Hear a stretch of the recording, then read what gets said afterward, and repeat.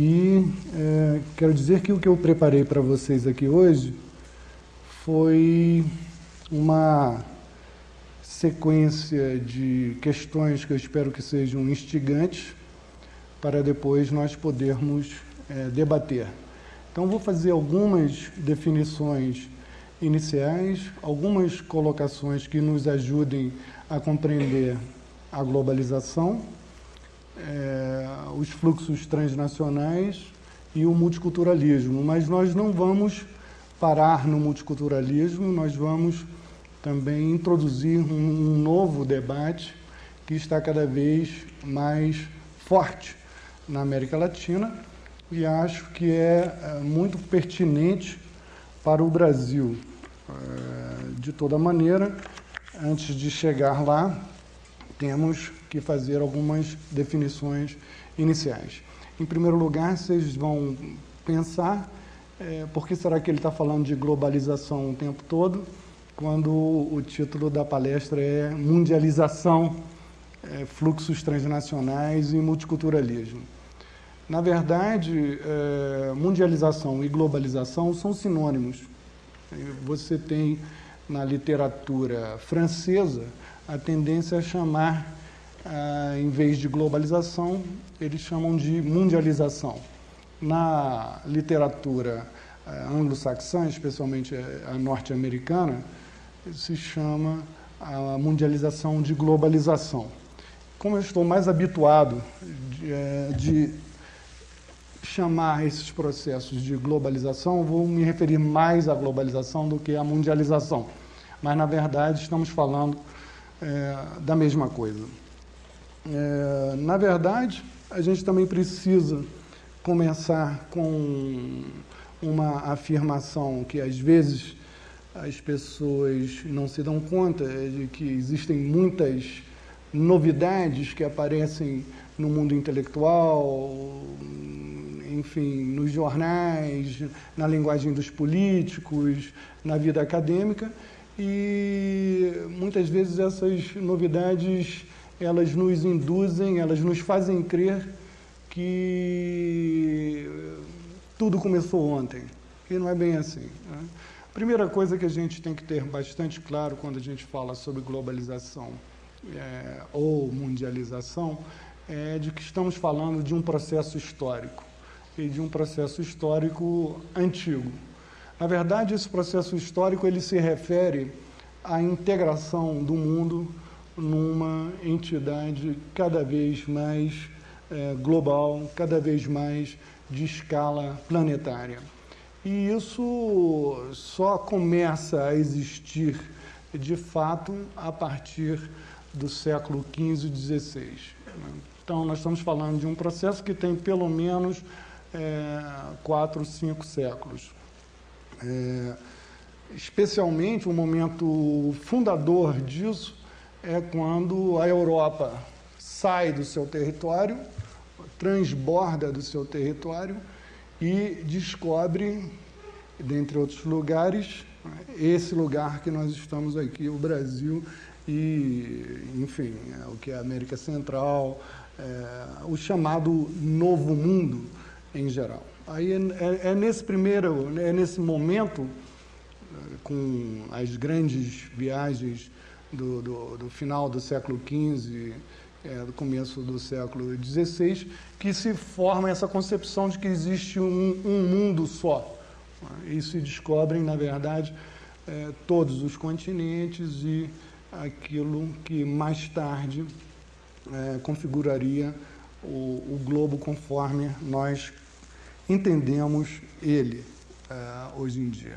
Então, quando nós localizamos o começo dos processos de globalização no século XV, XVI, na expansão europeia, quando os europeus saem do seu território e começam a colonizar terras tão distantes, na verdade, nós estamos também falando de um outro fenômeno fundamental para entendermos globalização, que é a expansão do capitalismo. Então, é praticamente impossível discutir globalização sem discutir a expansão do capitalismo, porque, na verdade, a globalização se refere à penetração do capitalismo em terras onde antes existiam outras formas de vida, outras formas de economia, outras formas de política, outras culturas. Então, nós vamos tendo um processo de transformação do mundo em uma entidade cada vez mais integrada a um mesmo sistema político-econômico. E esse sistema político-econômico é o capitalismo. Então, eu vou fazer um corte um pouco radical e voltar para a questão da globalização em si mesma. Por que então nós falamos, quando falamos de globalização, falamos de algo que se crê que é recente? Porque, de fato, aquilo que se discute como globalização tem cerca de 15, 16 anos.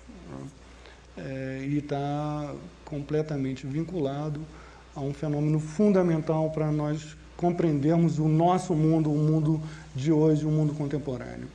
E esse fenômeno, ele começa com a derrubada do Muro de Berlim.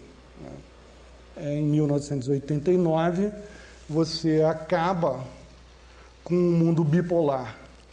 As pessoas aqui se lembram bem, alguns são jovens, talvez não se lembrem desse momento, mas foi um momento bastante dramático da história contemporânea, porque, na verdade, você acaba com a existência de dois sistemas econômicos. Você tinha o sistema capitalista e o sistema socialista, de economia planejada, economia centralizada. E 1989 é um símbolo desse momento, né?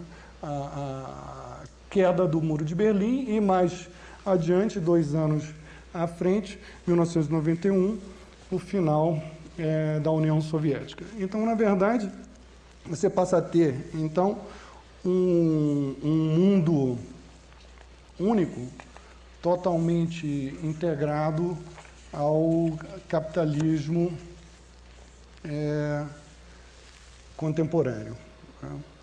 E também é importante que a gente marque que, nesse momento, você tem, além de uma série de transformações que não vem ao caso, não dá tempo para a gente entrar nos detalhes, você tem uma espécie de consagração de um capitalismo triunfante, né? O capitalismo é como se o capitalismo tivesse demonstrado que só ele é o grande sistema político-econômico capaz de efetivamente movimentar as sociedades, as economias, a política, enfim, o desenvolvimento tecnológico e assim por diante. O que, na verdade, está por trás desse momento de construção de um capitalismo triunfante é algo que eu chamo de capitalismo eletrônico informático.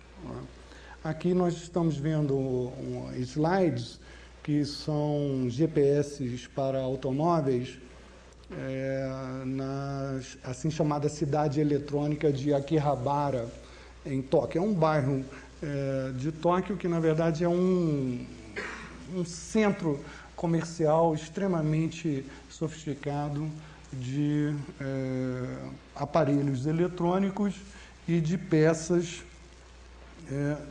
que são fundamentais para a reprodução desse capitalismo eletrônico informático. Por que nós estamos falando de capitalismo eletrônico informático? Porque é nesse tipo de capitalismo onde as indústrias vinculadas à eletrônica e à informática que se tornam as mais dinâmicas, tanto em termos de investimentos quanto taxas de retorno, e que acabam nos envolvendo a todos, né, em suas demandas e necessidades. Todos nós sabemos muito bem que, desde a Revolução Industrial, faz parte da criação de certos mercados para a indústria, a chamada obsolescência planejada, não é? Você coloca uma coisa no mercado sabendo que mais adiante você vai colocar uma mais nova que vai fazer com que aquela se retire ou fique desvalorizada no mercado. Então, também é muito comum hoje em dia, todos nós sabemos disso, as pessoas que têm computadores, como é que os nossos computadores ficam velhos praticamente no momento que nós compramos eles, né? Então, a obsolescência planejada, que é essa que acelera esse ritmo de venda das mercadorias no capitalismo, ela hoje em dia está cada vez mais acelerada. Eu estou chamando a atenção para isso porque nós não vamos entender o nosso mundo atual se não entendermos como que ele está sendo estruturado por forças que são, na verdade, muito maiores do que aquelas que nós observamos imediatamente.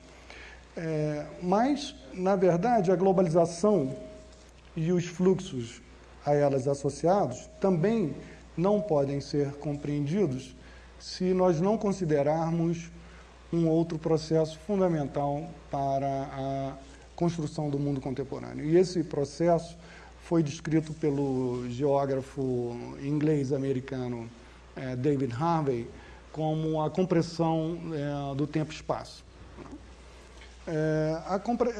Esse é um jargão que, na primeira vez que a gente ouve, a gente fica pensando, poxa, o que será isso? Compressão do tempo-espaço, né? A compressão do tempo-espaço é um fenômeno real, existente, que tem a ver com o desenvolvimento das indústrias de transporte e com o desenvolvimento das indústrias de comunicação. Então, na verdade, você tem dois vetores que estão vinculados a essa compressão do tempo-espaço, que são responsáveis por uma sensação fundamental também do mundo contemporâneo, que é aquela que costuma se chamar de o encolhimento do mundo. A ideia de que o nosso mundo encolheu, de que, na verdade, o mundo está cada vez menor. E esses dois vetores, vinculados à indústria do transporte e à indústria da comunicação, são a velocidade e o outro, a simultaneidade. Quer dizer, na verdade, nós vivemos num mundo cada vez mais veloz.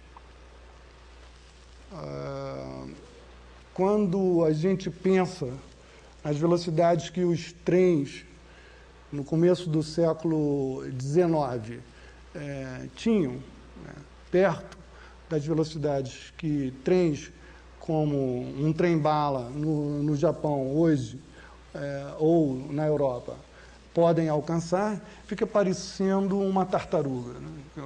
Então, quando a gente compara esses aparelhos extremamente complexos, que são aparelhos que diminuem as distâncias, né, efetivamente tornando o mundo passível de ser experimentado por nós como uma coisa menor, né?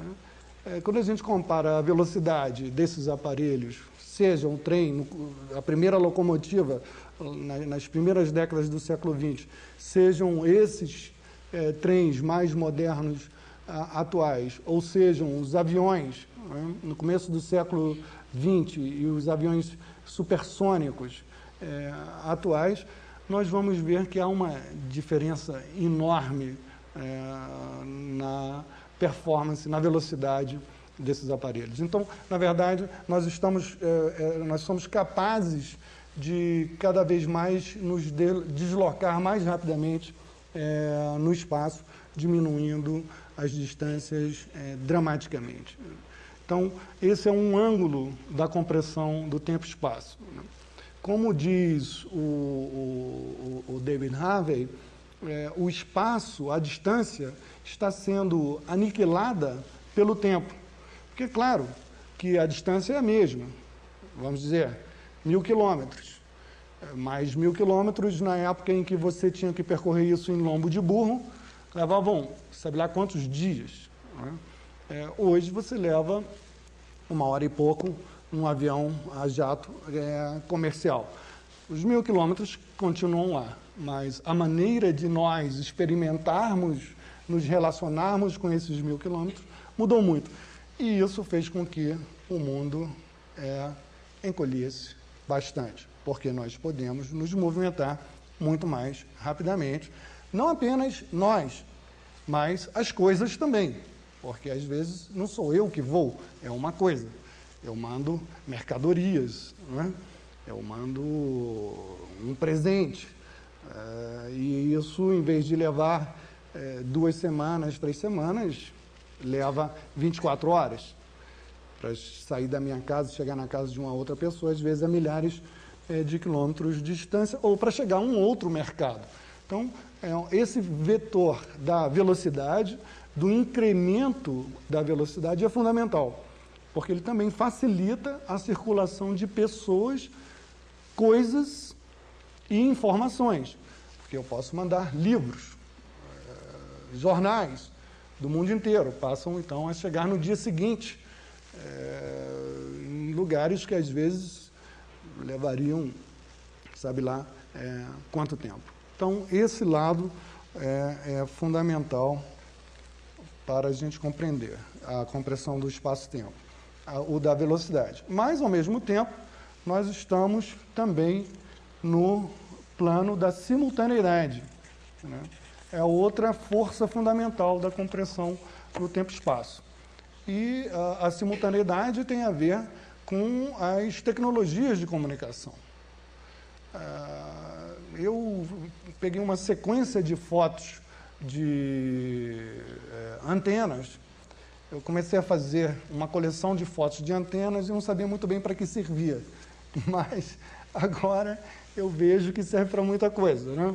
Essa aqui, por exemplo, é uma habitação camponesa, numa praia isoladíssima no Maranhão, perto do Parque Nacional de Lençóis Maranhenses. Você vê que é uma casa extremamente simples, mas tem 2 antenas. Então, as antenas, elas estão praticamente em todos os lugares hoje. Aqui a gente vê as antenas, como eu coloquei aí, em descompasso com a antiga arquitetura de Veneza, até, eu acho, de uma forma um pouco agressiva. Não sei como deixam romper essa harmonia da arquitetura de Veneza com esse equipamento aí tão agressivo, né, ao olhar, e que de nenhuma forma se combina com o que está sendo mostrado. Mas, na verdade, o que é importante é que as antenas, e essa ubiquidade, né, as antenas estão em todas as partes, elas estão nos mostrando outro aspecto desse mundo encolhido, desse mundo pequeno, de que o espaço aí realmente ele não representa empecilho, ele não é um impedimento, porque eu pego o meu celular aqui e vou falar com Tóquio. Então, eu estou simultaneamente, ao mesmo tempo, nesse mesmo momento, conversando com uma pessoa em Tóquio. O último desenvolvimento mais sofisticado e que criou uma série de grandes expectativas, grandes teorias sobre essa, que já não é tão nova, mas alguns ainda continuam chamando ela de nova forma de comunicação, é a internet, né? Então, a internet ela é inclusive, muito mais sofisticada do que os outros meios de comunicação anteriores, porque todos nós, uma vez que tenhamos acesso a ela, evidentemente, né, e isso eu não vou entrar no problema da inclusão digital, que é outra discussão, mas uma vez que nós tenhamos acesso à internet, nós estamos dentro de um espaço que é o chamado tempo online, não é? O tempo em linha, quer dizer, na verdade, é um tempo único, porque aquele tempo está sendo experimentado por mim naquele momento que eu estou lá dentro do chamado ciberespaço. Da mesma forma que alguém que entre nele no Líbano, ou que alguém que entre nele na Tailândia, ou que entre nele em São Francisco, estamos simultaneamente nesse mesmo lugar, podemos trocar informações simultâneas e cooperar, criar coisas em comum ali, naquele lugar, que é um lugar bastante complexo que a gente ainda não terminou de compreender muito bem qual é o impacto dele na vida social contemporânea, o chamado ciberespaço, enfim, isso que é criado pela internet, né?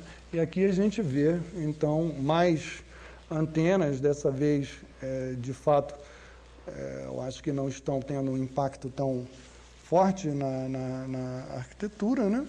Que são antenas no centro de Tóquio. Os satélites e as antenas, que na verdade a gente tem que pensar também os satélites, né? Que essas antenas não existiriam sem os satélites, simbolizam cada vez mais o fluxo das informações transnacionais. Quem mais tem se beneficiado disso? Todos, de uma forma ou de outra, se beneficiam disso. Inclusive, a sociedade civil se organiza bastante dentro da internet, a chamada sociedade civil global. Na verdade, nós já podemos discutir a existência de algumas comunidades transnacionais, né? Que seriam fenômenos novos, bastante impulsionados pela internet. Eu mesmo chamo esse fenômeno de comunidade transnacional imaginada virtual. Você tem vários tipos de pessoas em diferentes países do mundo que cooperam dentro da internet para estabelecer ações, programas. Às vezes se encontram no mundo real, às vezes não, simplesmente se conhecem pela internet, o que não impede que aquilo tenha efeito sobre a atividade das pessoas, a atividade política, social, econômica e assim por diante. Então, mas quem mais também se beneficia dessa integração satelitária, né, dessa simultaneidade existente hoje, né? Vejam bem que todas essas formas tecnológicas, elas têm antecedentes, né? O rádio, a televisão, isso não... Na verdade, se a gente quisesse fazer uma arqueologia disso, nós chegaríamos aos sinais de fumaça, né? Que as pessoas estão fazendo o quê? Estão aniquilando o tempo. Eu tenho uma pessoa a 2 quilômetros de distância, em vez de eu ir lá falar com ela, eu mando sinais de fumaça e ela está recebendo a minha mensagem, né? Então, você tem, da mesma forma que no caso da velocidade, você tem vários antecedentes, no caso de simultaneidade, você também tem, né?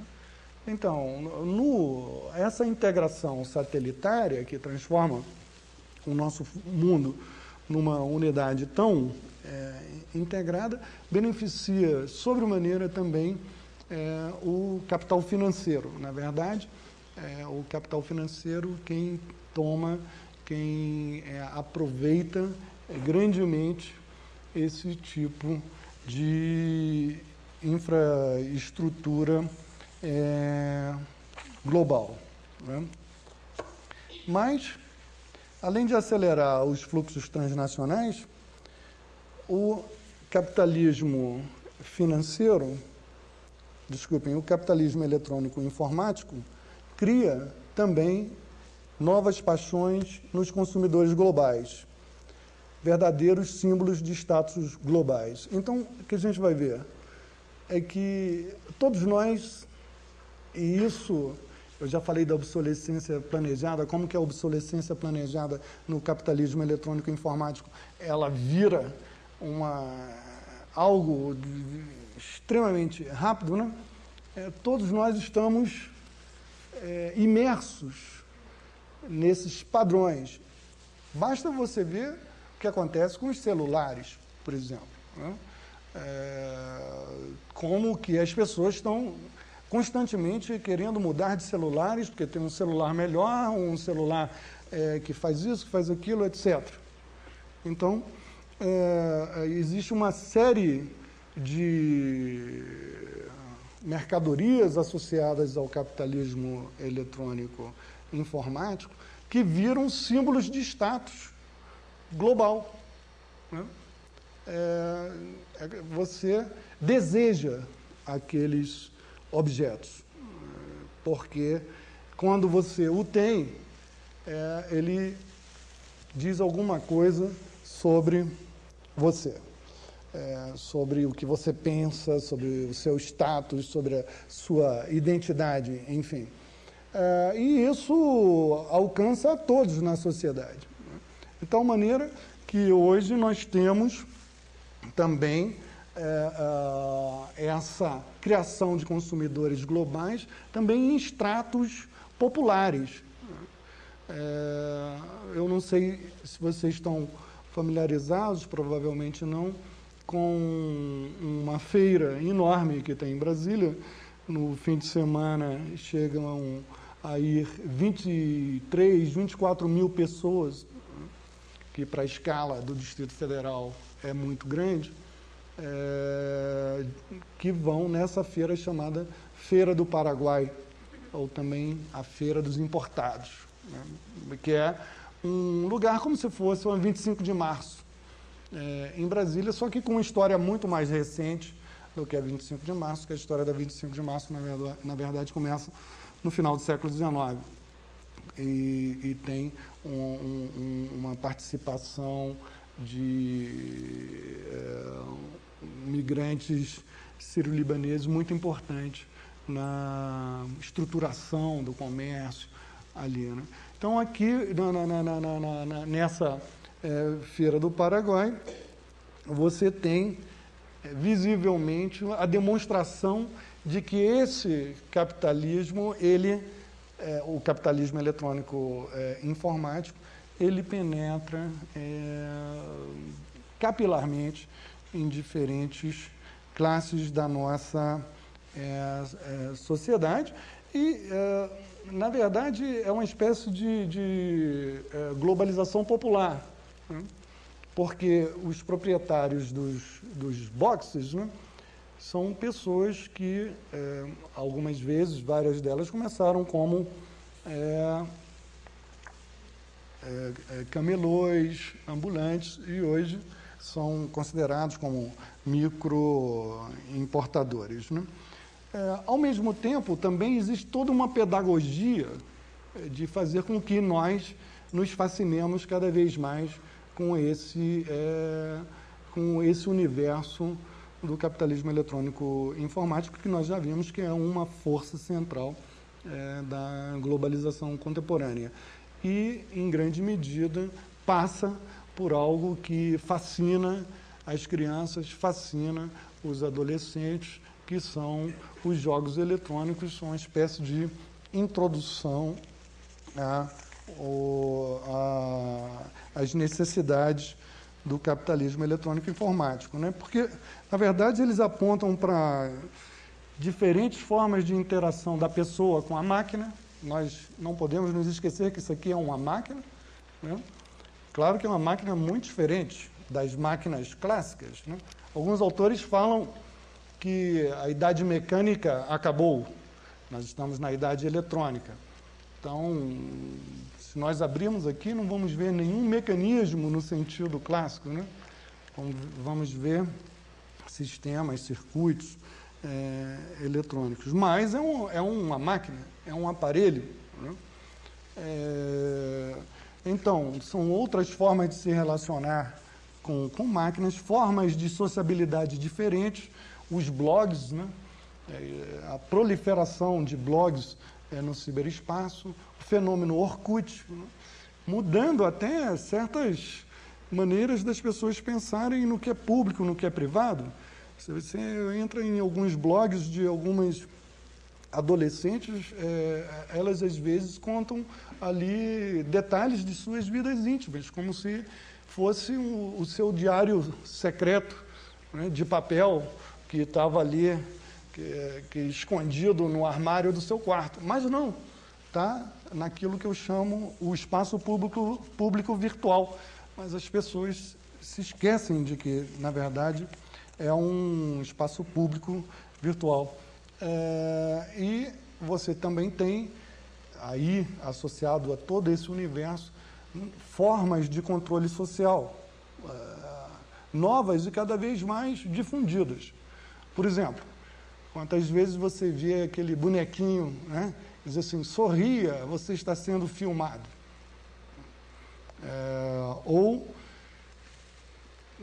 Eles não fazem isso, mas poderiam muito bem fazer, né? Sorria, o computador do seu empregador está controlando você, né? Na verdade, tem vários escritórios que são assim, que as pessoas têm sua produtividade medida por um computador para ver no fim do mês se elas estão trabalhando muito, se não estão trabalhando, se não está ali, se aquilo não é a contento do empregador, ele simplesmente vai usar aquele controle para demitir as pessoas, né?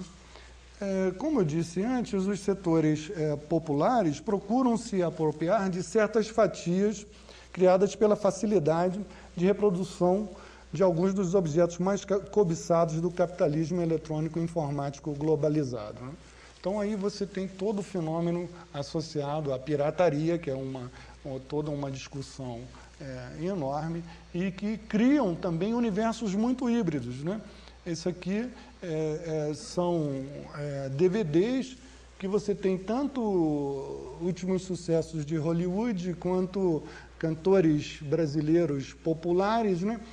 Gerando formas de consumo, tanto na classe média quanto nas camadas mais populares, formas híbridas, misturadas, né? Aprofundando essa hibridação do consumo cultural no presente. Mas já falamos muito de coisas, precisamos falar mais também de pessoas, né? E um grande efeito desse encolhimento do mundo é a aproximação dos diferentes em diversos lugares, né? Às vezes a gente pensa que isso não tem muito a ver com a gente, mas se a gente pensar o que está acontecendo em São Paulo hoje, com uma nova onda de migração, que é uma onda praticamente inusitada na América Latina, né? Não que não tenha ocorrido no passado, no Peru nós temos exemplo disso, mas nós temos hoje em dia um bom número de chineses, né? Um bom número de coreanos. Na Argentina também, em Buenos Aires, vocês forem a um bairro que lá se chama El Once, vocês vão ver uma grande quantidade de coreanos praticamente hoje tomando conta daquele bairro, né? Então, a migração contemporânea, às vezes tem autores que dizem nunca se migrou tanto no mundo. Não é verdade, né? No final do século XIX, o Brasil, em grande medida, recebeu esse impacto migratório, especialmente no sul do país. Você teve ondas migratórias enormes saindo da Europa, né? Que tinham a ver com as transformações vinculadas, às vezes, à unificação dos Estados nacionais, como é o caso da Itália, né? E, enfim, você tem essa saída para o Brasil, para a Argentina e para os Estados Unidos. Então, nesse momento, você também teve uma uma migração maciça em grande escala em todo o mundo. O que é novo na migração existente nos últimos 20, 30 anos é a diversidade dessa migração. Não é tanto a escala, os números, as quantidades, mas a diversidade. Então, na verdade, nós estamos criando componentes, né, sistemas culturais, econômicos, políticos, cada vez mais complexos internamente aos Estados nacionais. Aí a gente precisa fazer dar uma paradinha, né? Internamente aos Estados nacionais. O Estado Nacional é uma entidade fundamental para a gente compreender o mundo há algum tempo, né? Mas, na verdade, ele não existiu sempre. Às vezes, uma das coisas fundamentais que a história ensina para a gente é que as coisas não existiram sempre, né? O Estado Nacional é uma entidade que tem uma história também. Essa história remete ao século XVII, né? E do século XVII para cá, o Estado Nacional, especialmente nessa forma republicana, que é a que nós conhecemos mais frequentemente no mundo, que existe no Brasil, né? Ele foi se expandindo de tal forma que hoje o mundo é uma coleção de Estados nacionais, né? Você tem, não sei precisamente o número, mas cento e tantos Estados nacionais, né? Então, o Estado Nacional ele é eminentemente uma forma de organizar território, uma determinada área, né? Política, quer dizer, o controle político daquela determinada área, e cultura. Quer dizer, o Estado Nacional normalmente ele está preocupado em criar formas de controle em que seja garantido de que aquele território, aí a ideia de soberania, não será dividido, invadido, etc., né? De que haverá uma língua, muitas vezes existem línguas oficiais, né? Uma língua oficial que não permite que outras sejam faladas, isso já existiu, basta lembrar o que se fazia na Espanha, né? No tempo do franquismo, que você não podia falar outra língua além do castelhano, né? O que criou grandes tensões entre diferentes regiões que compõem o Estado Nacional espanhol. Alguém já disse, um linguista já disse, que na verdade a diferença entre uma língua e um dialeto é que a língua é um dialeto que tem um exército por trás dela, né? Na verdade é um dialeto que se transformou na língua do Estado e acabou se generalizando para os outros. A gente aqui no Brasil não tem muito essa noção de que é língua e dialeto, porque os portugueses fizeram uma operação bastante eficiente no século XVIII, o Marquês de Pombal, né? Quando perceberam que até aqui em São Paulo estava se falando em Engatu. Quando eles chegavam em São Paulo não conseguiam mais falar com a elite administrativa, né?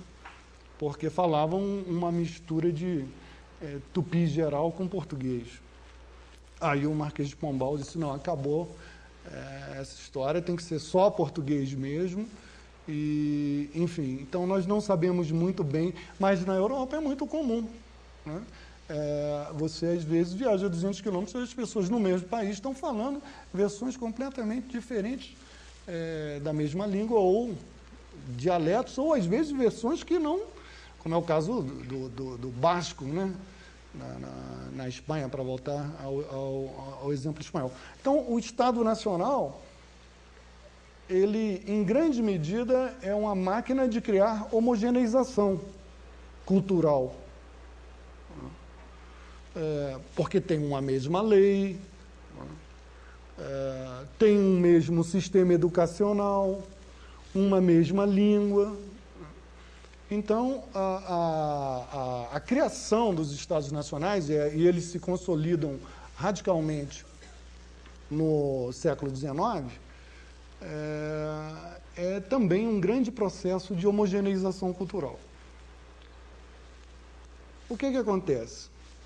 Com o incremento da diversidade das migrações no mundo globalizado, as diferenças internas aos Estados nacionais vão ficando ou cada vez mais agudas, mais complexas ou mais evidentes. Então você tem que começar a falar sobre questões também mais complexas sobre diversidade cultural internamente ao Estado Nacional.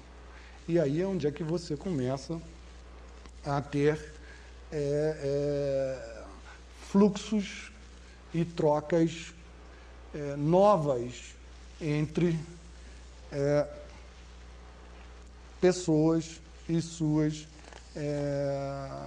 necessidades, né? Criando diferentes tipos de hábitos, desejos de consumo e de interrelacionamentos. Quer dizer, na verdade, hoje em dia, o Estado Nacional, ele não pode mais deixar de se relacionar com o problema da diversidade cultural, né? E esse problema vai se expressar de diferentes formas. Eu achei essa caixa de mamão papaya num mercado chinês em Londres. E esses papaias vêm de um município baiano chamado Luiz Eduardo Magalhães, que está no oeste da Bahia. Então veja bem como é que nós temos chineses em Londres que importam, né, mamão do Brasil, da Bahia. Mostrando o quê? Como que as imbricações, né, os empréstimos vão ficando cada vez mais complexos. Se a gente prestar atenção, a gente vai ver vários tipos de combinações como essas em diferentes lugares. É porque normalmente a gente não está procurando esse tipo de coisa. Aí, por exemplo, também uma deusa indiana na mesma feira do Paraguai, lá em Brasília, né, que é uma feira popular. Quando que você, no Brasil, há 20 anos atrás, encontraria um trabalho desse porte numa feira popular em qualquer cidade, né? Não sei, deve ser muito improvável que isso existisse há 20, 30 anos atrás. Aqui nós estamos vendo essas mulheres muçulmanas em Londres para mostrar como esse aumento da diversidade dos fluxos aumenta também a complexidade dos contatos. Nós sabemos que a globalização, em grande medida, ela é irreversível, mas ela encontra certas fronteiras de fricção. E certamente o mundo árabe, especialmente os países muçulmanos no Oriente Médio, são um desses pontos de fricção. Só que na Europa você tem cada vez mais muçulmanos dentro dos países europeus. E não é somente na Inglaterra, né? Na Espanha, na França, na Alemanha, os turcos e assim por diante, né? Então, como eu disse antes, a globalização ela incrementa a consciência de que os estados são multiétnicos. Porque, na verdade, você não tem nunca um determinado tipo de povo ou de cultura em qualquer Estado nacional. É praticamente impossível você achar um Estado nacional que tenha só um grupo humano, com só uma história, com só uma cultura, com só uma língua. Se você for pensar bem, você tem, como diz o filósofo político canadense Kim Lika, você tem dois tipos de situações onde populações diferentes foram colocadas dentro do mesmo Estado Nacional. Você tem uma que é a típica situação colonial. Né? No Brasil, por exemplo, né? Vieram europeus, no caso portugueses, criaram um país, mas onde já existia uma série de outros povos falando outras línguas, populações indígenas. Esses povos viraram minorias dentro do Brasil. Então, ali você já tem uma diversidade étnica que nós nos esquecemos, que ela existe, mas eles estavam aqui. Outros vieram e estruturaram a vida social, política, econômica, cultural de outra maneira e englobaram os que estavam. Outra forma de criar minorias é através da migração. Você já tem um país e ali começam a chegar novos migrantes, novos migrantes, novos migrantes, novos migrantes. O país que tem a complexidade étnica maior no mundo, e por isso é um exemplo interessante para a gente discutir, é os Estados Unidos. Como vocês sabem, os Estados Unidos é formado por ondas de imigração há séculos. Há séculos. Se vocês forem em Nova York, que provavelmente é a cidade, nesse ponto de vista, mais complexa do mundo, Nova York está organizado em 5 grandes bairros, que eles chamam de boroughs, né? A ilha de Manhattan é um, mas se você vai em Queens, que muita gente não vai, porque não tem nenhuma grande atração turística imediata lá em Queens, né? Mais de 100 línguas são faladas em Queens. Mais de 100 línguas. Então, indicando a complexidade da formação étnica daquela cidade. Evidentemente que os Estados Unidos inteiro não é assim, né? Mas é o país que tem a complexidade étnica mais rica do mundo.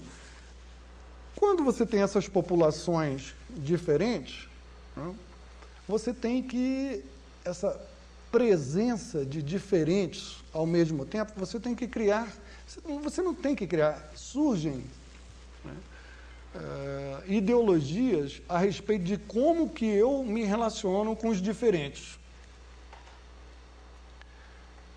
Não, a gente está sempre pensando a respeito do diferente. As pessoas diferentes, elas são, em geral, causa de estranhamento. Por quê? Porque a gente não entende muito bem. Primeiro, não entende como elas falam, né? A língua é um fator em qualquer interação humana. Se você não entende como uma pessoa fala, você vai ter que começar a negociar algum tipo de comunicação básica, mínima, para estabelecer uma compreensão em comum. Tudo bem, você até pode conseguir, mas normalmente são coisas muito rudimentares, né?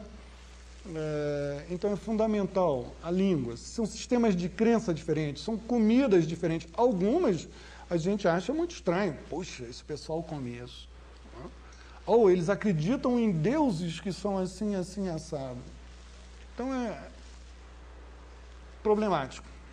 Você tem que criar formas de gerir a presença de pessoas, grupos tão diferentes, né? E isso vai acontecer de maneiras diferentes, em lugares diferentes. No momento, dada a centralidade dos Estados Unidos e de outros países anglo-saxões no sistema mundial, o multiculturalismo é a ideologia que mais se difunde a respeito de como que você trata a questão da diferença cultural. Só que tem uma questão forte com o multiculturalismo. Ele tem marca de nascença. Ele nasceu num país, nós já vimos que tem uma diversidade cultural e étnica excepcional. Ninguém tem mais do que os Estados Unidos. Entretanto,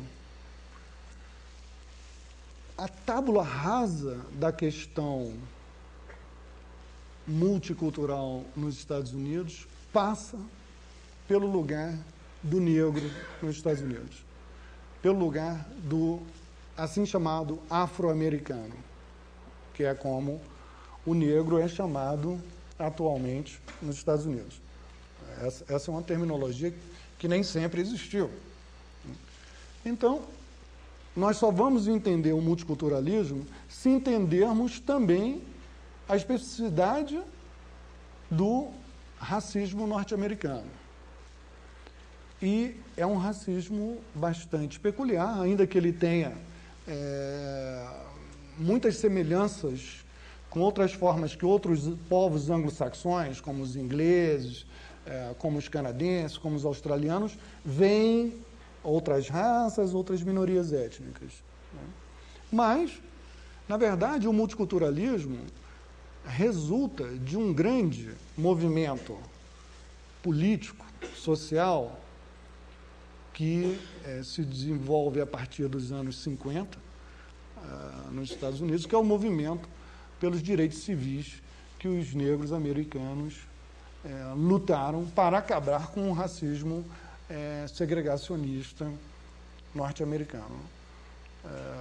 Nós temos que lembrar que em 1954 é um momento fundamental nisso, quando uma senhora negra, se não me engano, no estado de Alabama, onde no sul dos Estados Unidos o racismo mais visível, ela se nega a andar na parte de trás do ônibus, porque negro só podia andar na parte de trás do ônibus. Na parte da frente, só os brancos.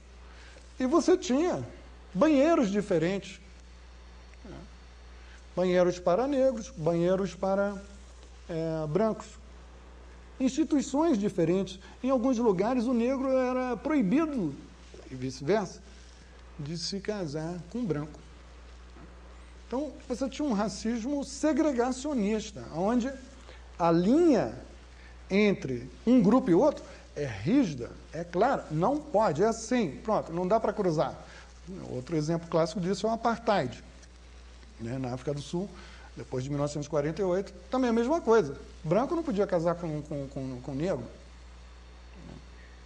Ou, se você era negro, você podia ser uma pessoa que estava ascendendo na sua carreira, vamos dizer, como trabalhador numa mina de diamante na África do Sul, né?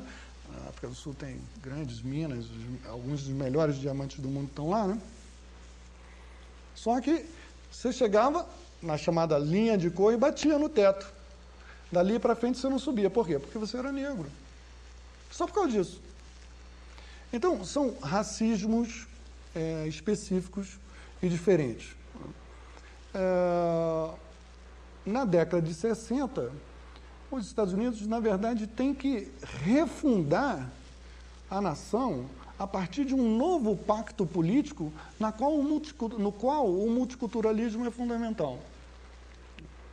Então, o multiculturalismo ele vem com essa marca da onde ele saiu, de um sistema onde as relações entre os diferentes são relações marcadas por fronteiras muito rígidas. Esse ponto é importante que a gente faça, porque, como eu disse, nós não vamos ficar somente na discussão sobre multiculturalismo. Vamos avançar um pouco para uma discussão que está se desenvolvendo no momento na América Latina. Então, uma breve definição de multiculturalismo, né? O que é? É o respeito às diferenças culturais e étnicas para o estabelecimento de um convívio positivo e consciente entre os diferentes grupos que formam uma nação.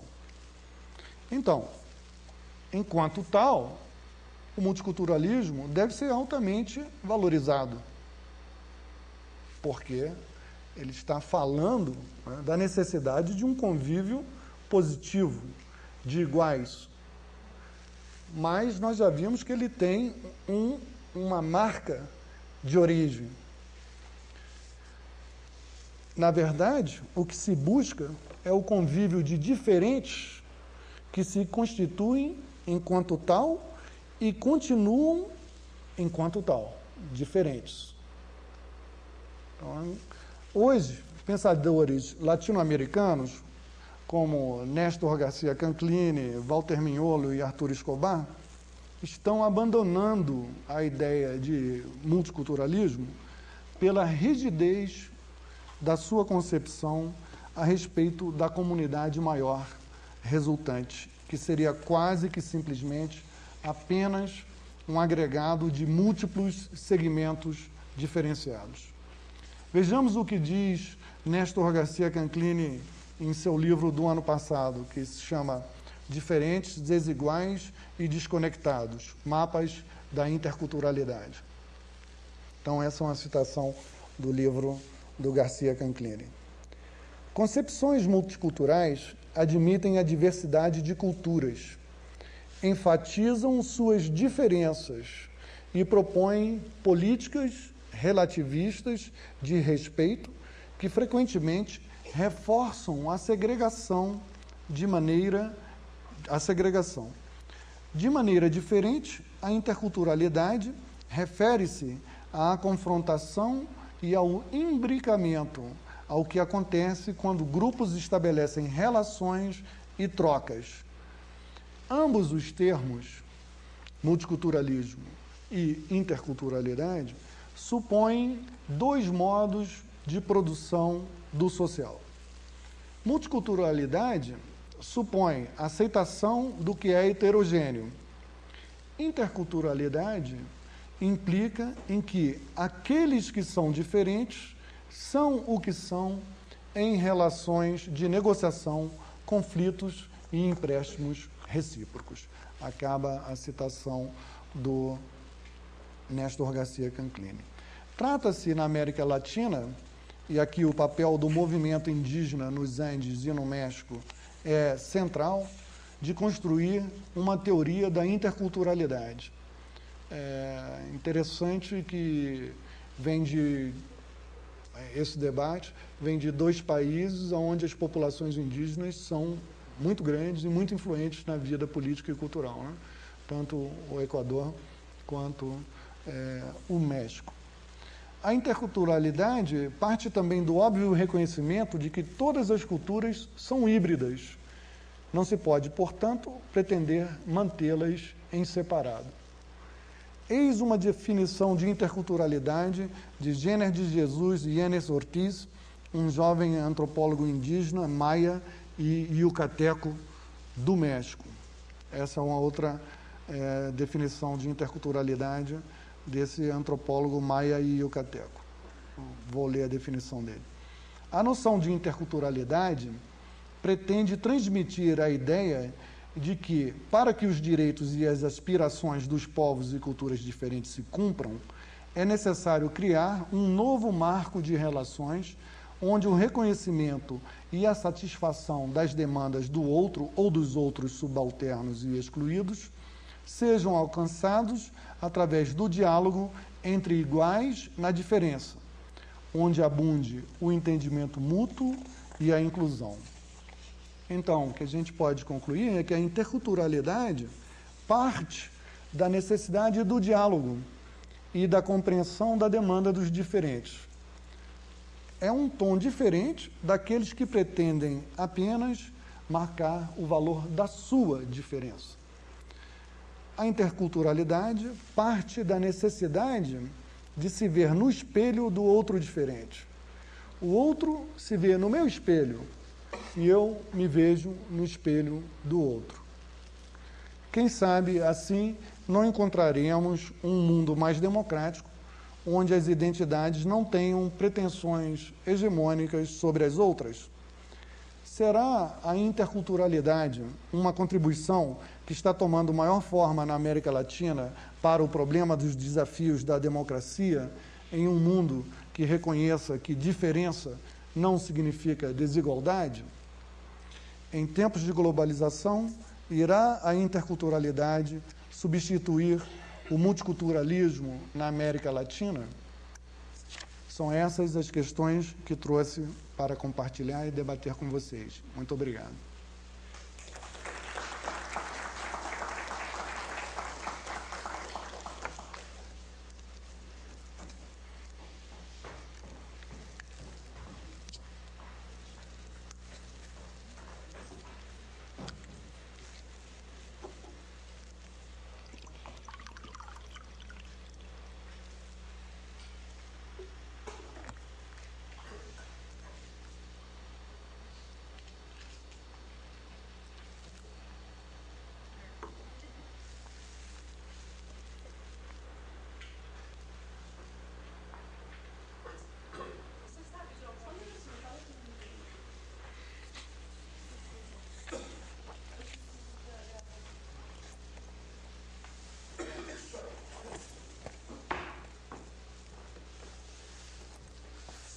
Boa noite, eu sou Miriam. Eu trabalho com recursos humanos numa multinacional americana que está no mundo todo. Você sabe de algum estudo que está sendo feito dessas comunidades que estão sendo formadas dentro de uma cultura, de uma determinada organização, com gente do mundo todo? Eu mesmo já fiz 2 estudos sobre isso. Eu trabalhei em meados dos anos 80 com elites técnicas de engenharia e geologia associadas a grandes projetos que são, na verdade, um grupo de pessoas que são transferidas em escala global, mas eles vivem em acampamentos, construindo grandes obras de construção civil. Então, nesses lugares, às vezes, você encontra grupos de europeus, italianos, franceses, alemães, americanos, coreanos e as populações daqueles países, né? No caso dessa pesquisa que eu fiz, foi na fronteira da Argentina com o Paraguai, e você efetivamente tinha italianos, que era uma grande firma, uma multinacional italiana, e uma francesa, e depois você tinha 34 outras firmas argentinas e paraguaias.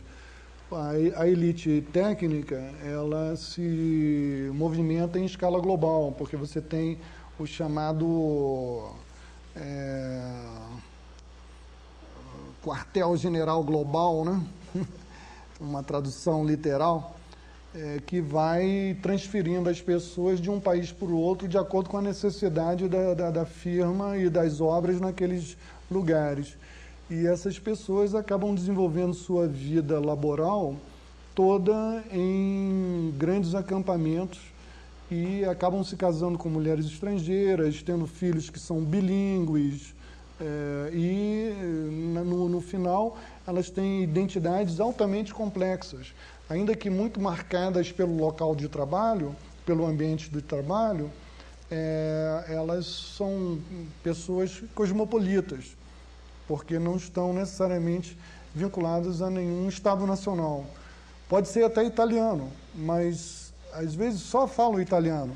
Quando volta para a Itália, acha que a Itália não é mais a sua casa, porque sua mulher é equatoriana, seu filho foi educado na Nigéria e fala espanhol, inglês, italiano, né? As crianças não se adaptam também à vida do bairro na Itália, acham os jovens muito provincianos. Então, na verdade, é uma população que cada vez mais cresce no mundo, são chamados os nômades globais. eles trabalham para corporações multinacionais, são também muito presentes em exércitos imperiais, notadamente o exército norte-americano, né, que também transfere as famílias em escala global, e também para agências multilaterais, a ONU, o Banco Mundial, grandes corporações. Existe um debate nos Estados Unidos a respeito da identidade e da psicologia dessas pessoas, né? Eu também fiz um trabalho sobre os funcionários do Banco Mundial em Washington, que é um dos lugares onde você tem essa pluralidade de origem nacional, cultural, linguística mais sofisticada. Você tem mais de 100 nacionalidades trabalhando dentro do Banco Mundial em Washington e no mundo inteiro, né? Que o banco tem escritórios em diferentes países. No Brasil, por exemplo, em Brasília tem um, né? E então você começa a perceber como a língua é cada vez mais importante. Nesse caso aí, evidentemente, a língua global é o inglês. Então, a pessoa, por mais brilhante que ela seja, se ela não falar inglês, ela não consegue se comunicar com os outros. Então, no fundo, nessas situações, o fator mais importante acaba sendo o seu domínio da língua global, né? No caso, o inglês, que é a língua global, porque tem uma história específica. Tem um linguista uruguaio-mexicano, trabalha na Universidade Nacional Autônoma de Iztapalapa, no Distrito Federal Mexicano, que fez um estudo sobre línguas globais, um estudo muito rico, né? E mostra que o inglês foi a língua que mais se expandiu nos últimos 500 anos. Nós pensaríamos que o inglês tivesse se expandido amplamente apenas nas últimas décadas, mas isso foi só uma aceleração da hegemonia da língua inglesa, porque, enfim, os Estados Unidos ganhou a Segunda Guerra Mundial, né? Tivesse de outra maneira, quem sabe estaríamos falando como língua global alemão, né? Ou com um pouquinho de japonês também. Mas não foi assim, a história também não dá volta. E o inglês pôde também se aproveitar de todo o universo que já tinha sido criado pelo Império Britânico. Foi um império gigantesco, em diferentes países, em diferentes continentes. Então, você tem cada vez mais como um marcador da construção de comunidades globais a questão linguística, né? E também, claro, sua adesão a determinados tipos de padrões, ideologias, né? Padrões comportamentais e ideologias globais, né? Muito dominadas pelas formas como o Ocidente difunde seus valores. Então, cada vez mais há um debate sobre o que é a força dos valores ocidentais em contraste, sobretudo, como eu mencionei anteriormente,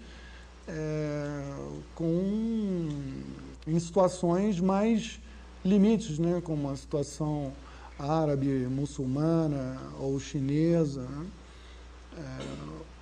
Países que também têm enormes tradições culturais, históricas e consciência dessas tradições, né? Porque muitas vezes as pessoas se esquecem que os países árabes são países que foram hegemônicos. A Europa era a periferia do Oriente Médio. Nós começamos falando da expansão europeia no século XV, XVI, mas poucos séculos antes disso, a Europa era a periferia. A própria Península Ibérica foi dominada 8 séculos pelos árabes. 8 séculos, né? Então, eles têm consciência, e seria estranho que não tivessem, desse seu papel na história, né? Os indianos, a mesma coisa, os chineses, os japoneses, né? Então, o mundo é mais complexo, mas você tem uma hegemonia crescente de um capitalismo ocidental com uma marca eurocêntrica, mas que eu também gosto de chamar americanocêntrica, né? Que é cada vez mais americanocêntrica do que eurocêntrica, né?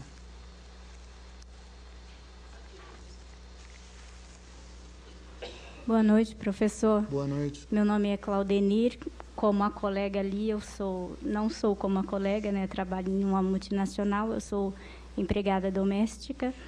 E o que eu gostaria de saber de você, aliás, gostei muito da metodologia, né? Que me esclareceu algumas dúvidas. E eu gostaria de saber de você, você falou de multiculturalismo, de mundialização.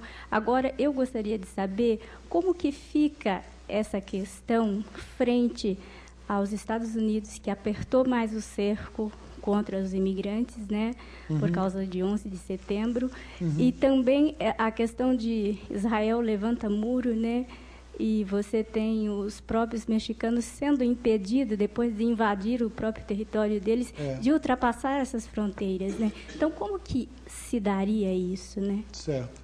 Obrigada. Você tem toda a razão em levantar essa dúvida, porque essas questões elas não são resolvidas de uma vez para sempre, né? Elas vão e vêm, né? Voltam, retornam com outras caras. No fundo, nós estamos falando da intolerância, né? E da necessidade de regular a intolerância. Porque quando você tem grupos muito diferentes que não se dão muito bem, né? Você pode ter aí conflitos muito graves, como o conflito entre israelenses e palestinos que você se referiu. Na questão americana, de fato, você tem voltas, retornos estranhos. Agora, a bola da vez são os mexicanos, né?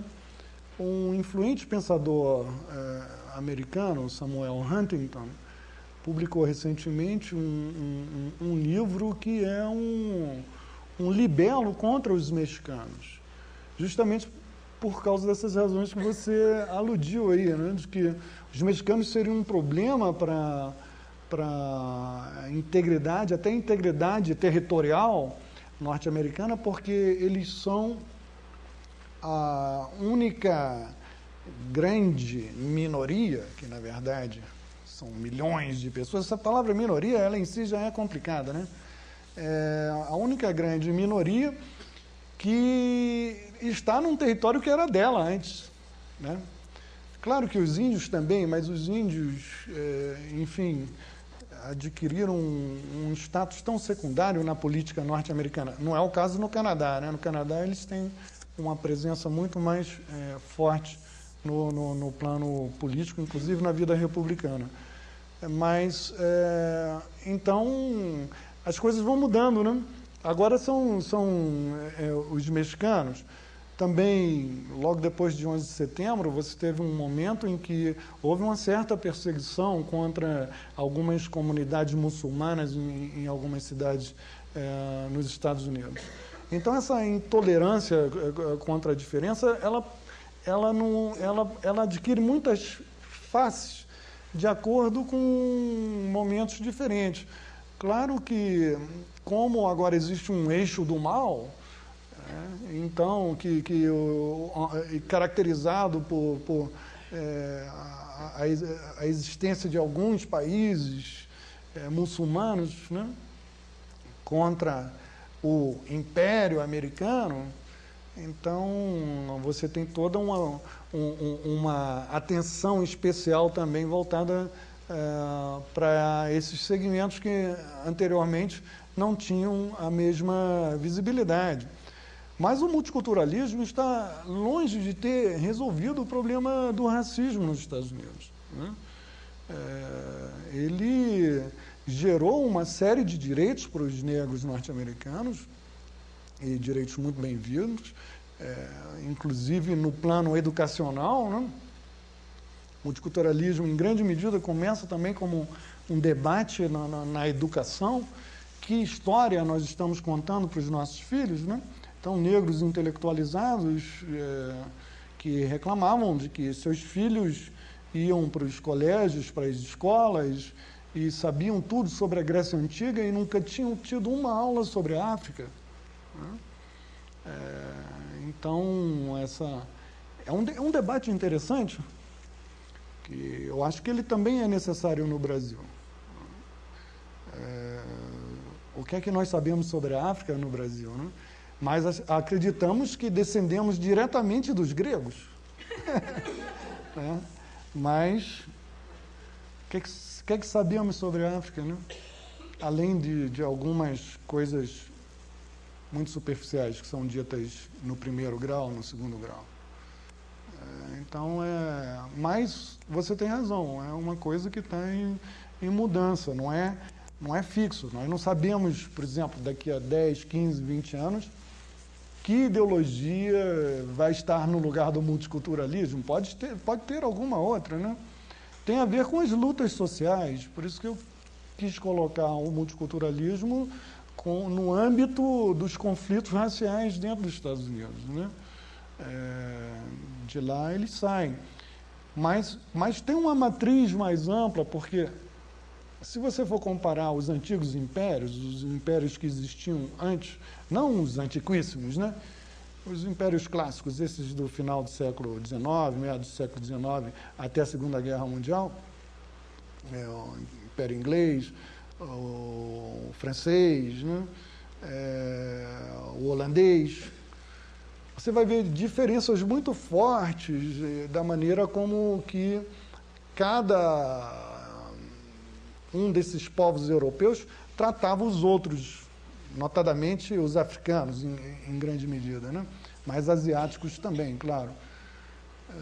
E os britânicos sempre foram os que mais colocaram linhas, né, mais estritas, mais rígidas no relacionamento com os outros. Então, em grande medida, eu acho que isso se reflete também nas ideologias associadas ao multiculturalismo, porque não é à toa que você tem um multiculturalismo forte nos Estados Unidos, no Canadá, na Inglaterra, na Austrália, né? São pensadores e políticos. É um debate muito quente para o Brasil, porque nós somos um país de mestiços. E as linhas no Brasil não são rígidas. Então, em que medida que o multiculturalismo é uma fonte de inspiração para nós, em termos de políticas públicas, em termos das nossas ideologias, das nossas crenças, né? Eu já falei que tem algumas coisas que eu acho que sim, nós precisamos saber mais sobre a África, por exemplo, né? Mas em outras eu acho que é mais complicado, justamente pelo fato de nós sermos um país de mestiços.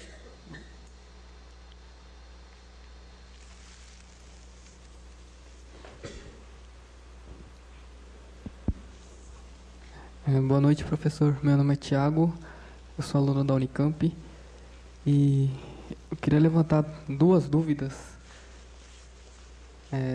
A primeira, que assim, a partir da criação do Estado, né, e a homogeneização tanto da educação quanto da cultura, né,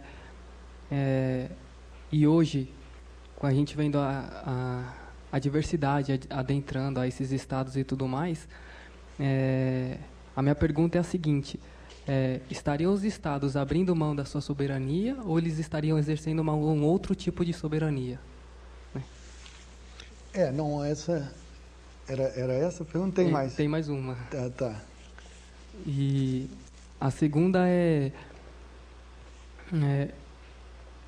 em que pontos avança a interculturalidade, né, perante a multiculturalidade, e como ela hoje é vista no mundo, né? No mundo como um todo, né? Não só na América Latina, onde talvez ela tenha mais influência. Obrigado. Certo.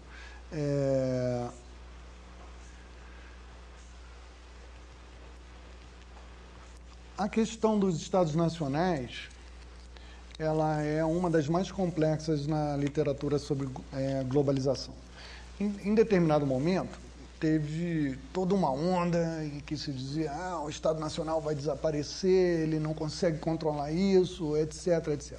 Então, você vai encontrar um bloco de autores que argumentam nessa direção, especialmente dada aí, eu mencionei aqui, a chamada volatilidade do capital financeiro globalizado, né? Quando eu estava falando da integração satelitária, todos os fluxos novos que beneficiam diferentes atores, especialmente o capital financeiro. Então, de repente, você pode fazer um investimento num lugar, e a literatura descreve isso, né? E no dia seguinte, os operários vão lá para trabalhar naquela fábrica e tem uma plaqueta dizendo, na porta da fábrica dizendo: mudamos para a Jamaica, né? Que acharam condições mais interessantes em outro lugar, porque justamente as corporações multinacionais e transnacionais, elas têm uma visão planetária do capitalismo, né? Então elas estão procurando nichos de oportunidade, que são nichos clássicos. Falta de regulação, né, e sobretudo com relação à exploração do trabalho local e exploração do meio ambiente. Então, se você tem um lugar onde a coisa pode ser, né, eu posso pegar o trabalhador e ele não é um trabalhador protegido, educado, etc., né, não tem fortes noções de cidadania e coisas semelhantes. Isso aí sempre foi, desde o começo da industrialização, o que o empresário capitalista, em grande medida, busca. Não quer dizer que não tem empresários capitalistas que não tenham outros tipos de preocupação, sejam até reformistas, etc., né? Mas se você olhar para a história do capitalismo, em grande medida, é isso. Basta ver a primeira fase da industrialização, foi dramática, né? E muito em cima de imigrantes. Por quê? Porque os imigrantes são vulneráveis. A maior parte do tempo, os imigrantes não têm cidadania. Então, ele não tem Estado nenhum para protegê-lo, né? Aí você pega... Por que também não se acaba com a migração ilegal nos Estados Unidos? Né? Centenas de milhares de migrantes ilegais e todo mundo sabe. Não interessa acabar. A verdade é essa. Que é interessante você ter milhares e milhares, centenas de milhares de pessoas vulneráveis, porque elas vão trabalhar por menos dinheiro, em piores condições e assim sucessivamente. Então, a questão de como é que o Estado vai regular, né?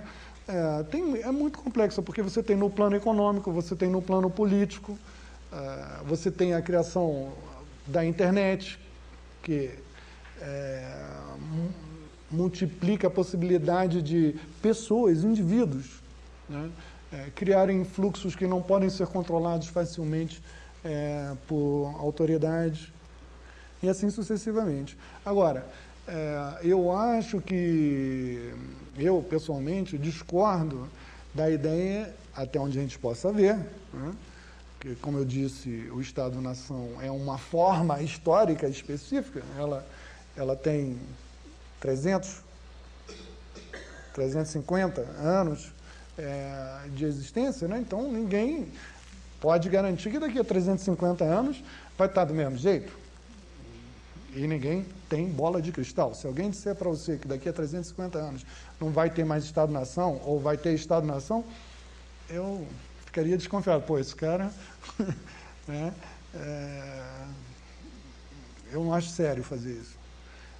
Mas o que eu acho que a gente pode dizer, e efetivamente isso já está ocorrendo, é que os Estados nacionais eles têm que mudar. Então, você já tem vários fenômenos aí. Por exemplo, a União Europeia é um, né? Onde você tem a criação de uma solidariedade onde há muitas vezes, cessão de soberania com relação a determinadas questões de cidadania, de controle do trabalho, né? O fluxo de trabalhadores sempre foi uma coisa muito importante entre os Estados nacionais. Mas agora você tem um passaporte da União Europeia, você pode trabalhar em qualquer país. Eles estão tratando de unificar ou de equalizar, melhor dizendo, o sistema educacional numa base europeia geral, né? Então, é um nível supranacional. A criação de uma outra entidade, uma espécie de uma cidadania nova. Porque, normalmente, a ideia de cidadania está vinculada a um Estado nacional. Você é cidadão do Brasil. Agora você é cidadão da França e da União Europeia. O Mercosul tenta fazer isso, mas aos trancos e barrancos, né? Às vezes avança, às vezes recua. Mas se você olhar nos passaportes argentinos, por exemplo, já vem lá, Mercosul. Como que você está fazendo parte de um bloco supranacional. Aonde, né, cessão de soberania não quer dizer que você está dando um pedaço do seu território. Isso é outra história, né? Território é onde, vamos dizer, a coisa fica dura, né? Não, é dura literalmente, né? Quando você vai numa fronteira política, não sei se você conhece, vai a alguma fronteira política aqui do Brasil, né, e você vê lá, os dois estados se representam seriamente ali, né? Quando às vezes não tem exércitos, né?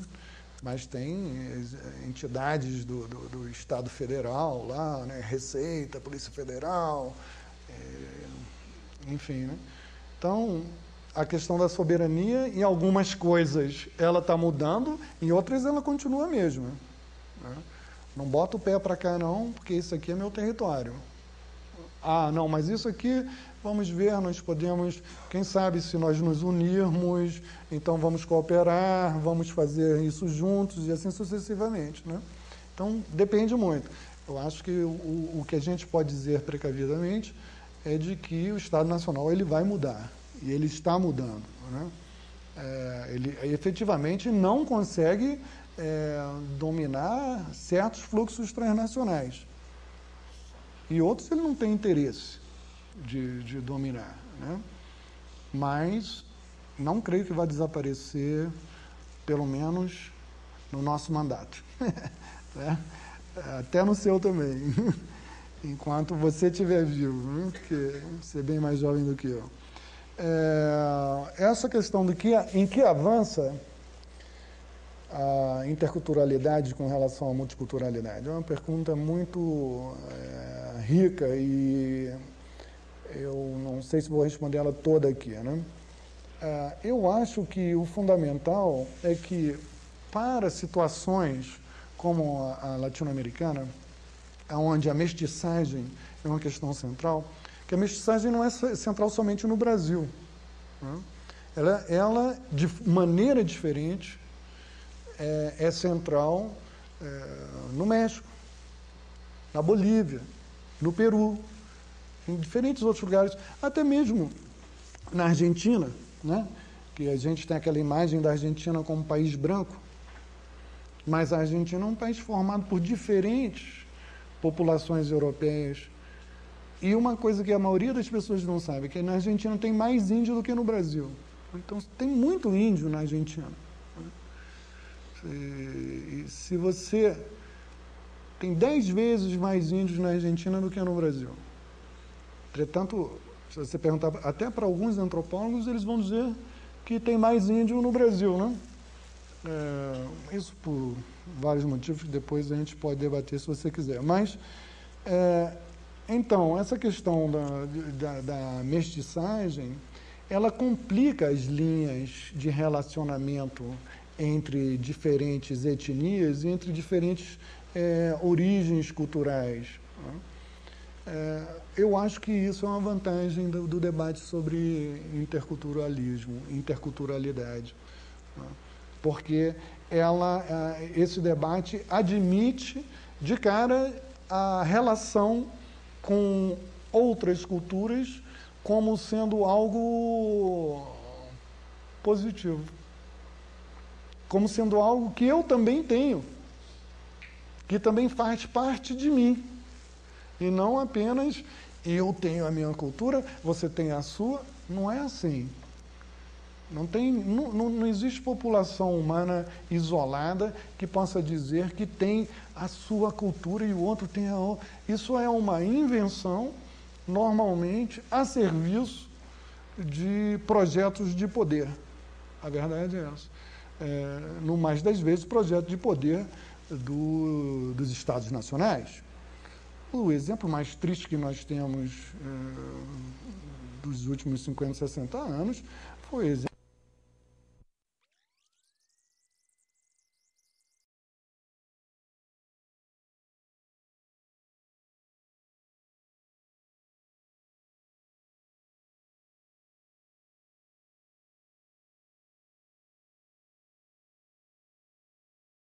um multiculturalismo híbrido.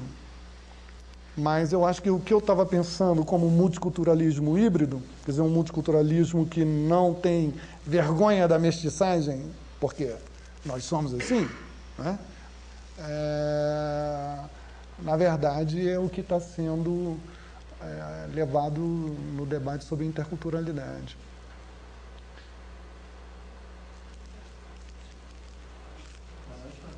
Boa noite. Eu sou aluno da PUC Campinas.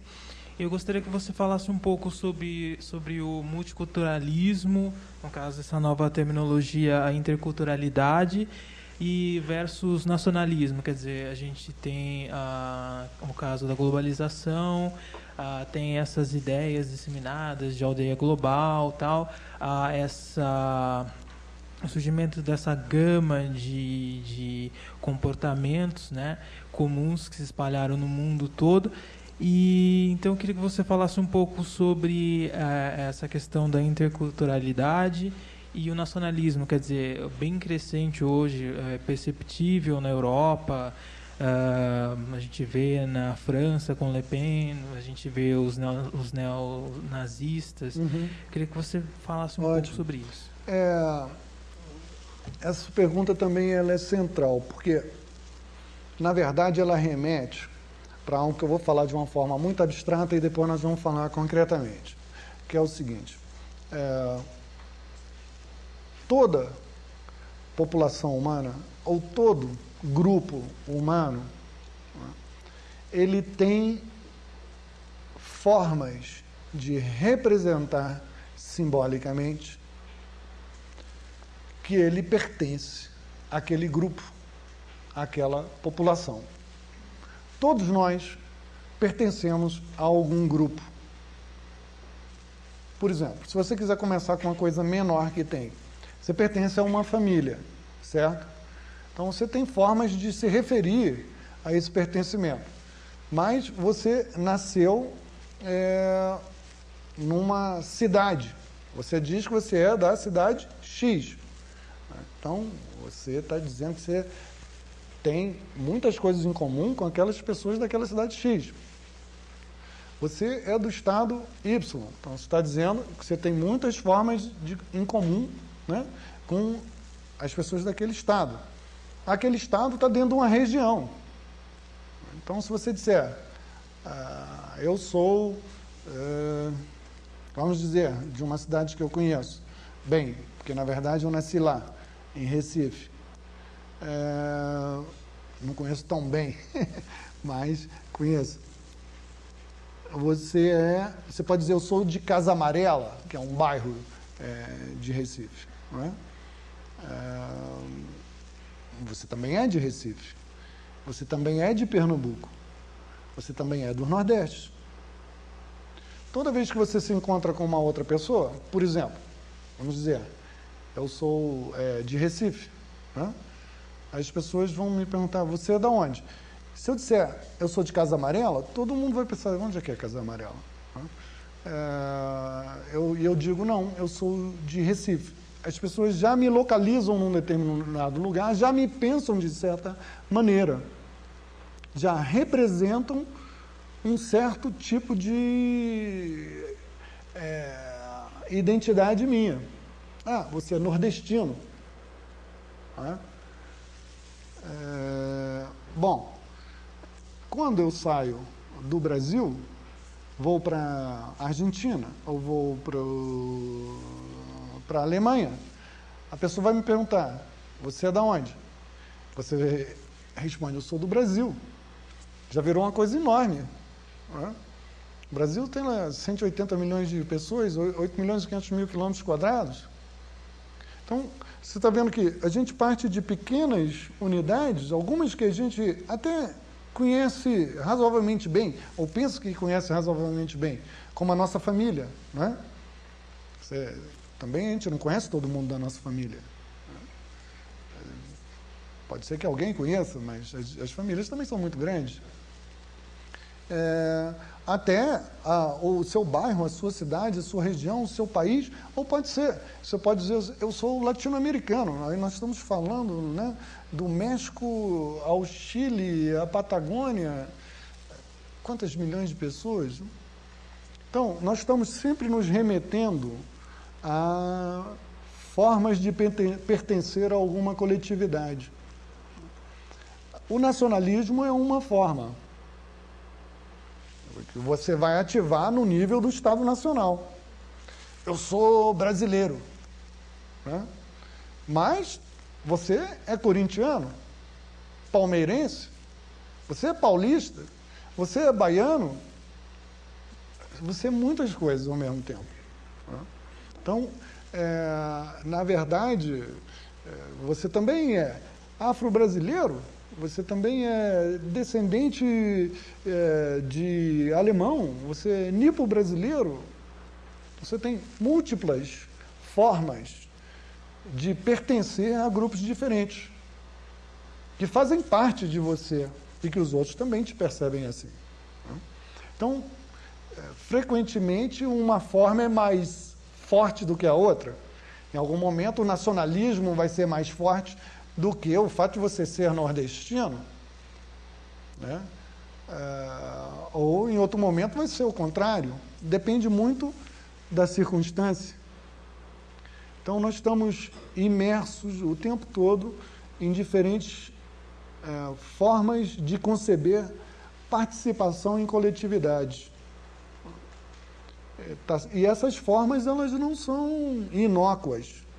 Elas têm implicações, porque elas definem alianças possíveis, né?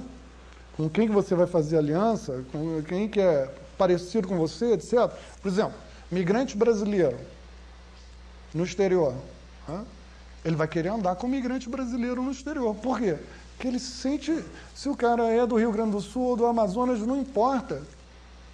Mas fala a mesma língua, quando ele fala, o Brasil tem alguma coisa em comum que vai fazer sentido para aquelas pessoas ali, né? Você falar o Brasil para um australiano, nunca veio ao Brasil, não sabe o que é o Brasil, o cara não está percebendo muito bem o que você está falando, né? Mas você é de Manaus, o cara é de Porto Alegre, você falou o Brasil, já teve alguma coisa ali que... Começar pela língua que você está usando, né? Então, nós temos que olhar a essas, que eu chamo de modos de representar pertencimento, né? De uma maneira mais plural, mais aberta. São muitos, né? E alguns deles são acionados em alguns momentos por algumas instituições. Pense, esse que você levantou, o nacionalismo. Quantas pessoas já morreram em nome das nações? Não é? Vou defender o meu país. As pessoas pegam em armas para fazer isso. Elas botam o seu bem mais precioso, sua vida, em função de um pertencimento a uma entidade que, no fundo, é abstrata. Porque o que é o Brasil? O Brasil é uma construção histórica, cultural, política, social, né? Nós nunca vamos viver o Brasil, né? Por mais que a gente saia correndo aqui agora e comecemos a ir de um lado para o outro. Então, procurando conhecer o nosso país, que é tão grande, né? Então, tem muitas... Você vai... não, eu sou afro-brasileiro. Então, dentro do Brasil, se você quer ativar aquele lado da sua identidade, minha identidade preferencial é com os afro-brasileiros. Supostamente, um exemplo. E assim em outros casos também, né? Então, é isso. Acho que a gente deve ver como parte de uma família, né? De muitas formas de você fazer parte de grupos, de segmentos, e que não são formas gratuitas. Nem mesmo se você faz parte de uma torcida de futebol. A gente, infelizmente, acaba vendo aí jovens, né, que perdem o controle, não conseguem compreender que aquilo é simplesmente uma forma de manifestar que você faz parte de uma coletividade, né, entrando em choques, agressões, etc. Às vezes sai até morte, né? Então, essas formas não são gratuitas. Aí elas são muito poderosas. Professor, boa noite. Boa noite. Você falou na palestra desse aumento da diversidade cultural, dessas combinações mais complexas, dessa aproximação de grupos humanos diferentes. Uhum. E eu queria saber que desafios essa mudança de objeto, vamos dizer assim, coloca nas pesquisas antropológicas, se são necessários novos conceitos, por exemplo, o conceito de subcultura, como que o antropólogo pode se aproximar dessas realidades, estando à altura dessas modificações, né? Incorporando isso nas suas pesquisas. Certo. Obrigado. Essa também é uma pergunta difícil, né? Na semana que vem eu vou estar de volta aqui a Campinas para ir na Unicamp para falar muito rapidamente dentro das comemorações de 50 anos da Associação Brasileira de Antropologia sobre a importância da antropologia no mundo contemporâneo. E num mundo em que a diversidade é cada vez mais notável e mais complexa, a antropologia só pode ser mais necessária. E isso implica, e é o interessante das chamadas ciências sociais, que implica que nós temos que manter o exercício da imaginação teórica permanente, porque aquilo que nós pensamos está mudando, né?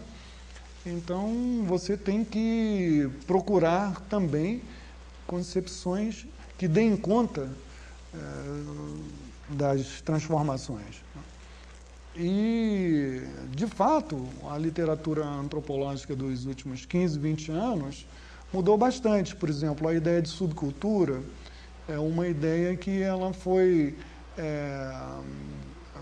deixada de lado porque ela parece ser muito mecânica. Parece colocar tudo num lugarzinho ali. Tá? Subcultura. Então, tem a cultura, subcultura A, B, C, D, né? E não é assim, né? As coisas, elas podem até ter certos escaninhos, né? Certos lugares onde a gente encaixa as coisas.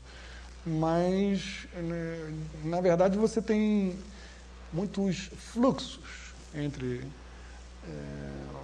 as diferentes entidades sociais, políticas, culturais, né? Então, por exemplo, essa é uma palavra-chave da antropologia contemporânea, fluxo.